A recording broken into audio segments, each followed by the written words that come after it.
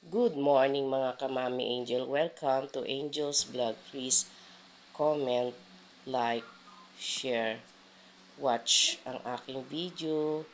Angel's Vlog. Uh, sub to sub tayo guys. Sub nyo ako, sub ko kayo. Ayan guys, pakilala ko lang aking pusa na si Tisay. Ayan guys, nakakatuwa siya. Naantok na siya guys, sumiga siya dyan. Gusto niyang matulog. Kaso, napansin niya akong binibidyohan ko siya guys. Ayaw niyang binibidyohan siya. Mahiyaing pusa yan guys. Kaya lagi ko siyang binibidyo. Nakakatuwa siya kasi guys. Ang cute-cute niya pa natutulog. Lalo na pag kayo nakahiga siya, talagang ang ganda-ganda niya tingnan. Yung tail niya laging gumagalaw yan kahit tulog siya guys. Ayan o, mataas-taas yung tail niya kahit tulog. Naantok na siya, pinipigilan niya ang kanyang tulog. Ayan, papikit-pikit na. Pero babaksak na yung mata niya guys. Gusto na niya matulog. Kasi binabantayan ko siya guys. Ibinibidyo ko. Gusto ko makita na yung ulo niya. Sinasampa niya dun sa basket. Ginagawa niyang unan. Yung ang ano niya guys, ginagawa niyang unan ganyan. Pag naantok-antok siya guys, yung tail niya ginagalaw-galaw niya. Siguro yun yung pampaantok niya guys. Ganyan siya pag naantok. Masipag maghuli yan ng bubuwit guys. Pero matakaw siya guys. Wala siyang ginawa kundi kain ng kain. Walang oras ang kain niya. Basta pag nakapag-isip siya kumain, papasok sa kusina kakain. Kasi meron siyang kainan doon guys na open lang. Nandun yung kanyang cat food, anytime, pwede siya kumain. Ayan, nakatulog na siya guys. Bumaksak na yung ulo niya sa basket. Ayan. Hindi na niya napigilan. Kasi hindi ko siya tinantanan. Binantayan ko talaga guys. Hanggang gusto ko makitang yung ulo niya ay bumaksak sa basket na tutulog. Yan.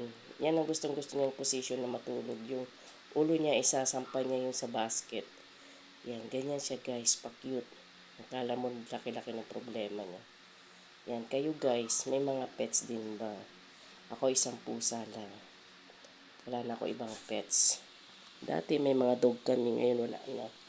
Kasi no space yung dito sa tinitirhan namin. Yan. Ang aking pusang mataba na si Tisay.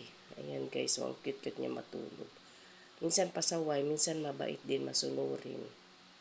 Minsan akyat sa kwarto. Marunong naman siya guys, umakyat sa kwarto matulog. Yan, yan lang po guys, ang aking pet. Pinapakilala ko ang aking pet na si Tisay. Guys, paki-sub to sub po tayo guys. Sub ko kayo, sub back po kayo sa akin. Legit po akong nagsasub back. Watch to watch tayo guys. Basta mag-iwan lang kayo ng bakas guys. Babalikan ko kayo. Yung iba nga guys, yung mga sinasub ko, hindi na nagpapasub. Hindi na sila nagsasubback sa akin. Pero hinahayaan ko lang. Yung iba naman, sinasub ka, tapos mga ilang araw, ina-unsubscribes ka na. Nakakalungkot, nalulungkot ako pag ganun.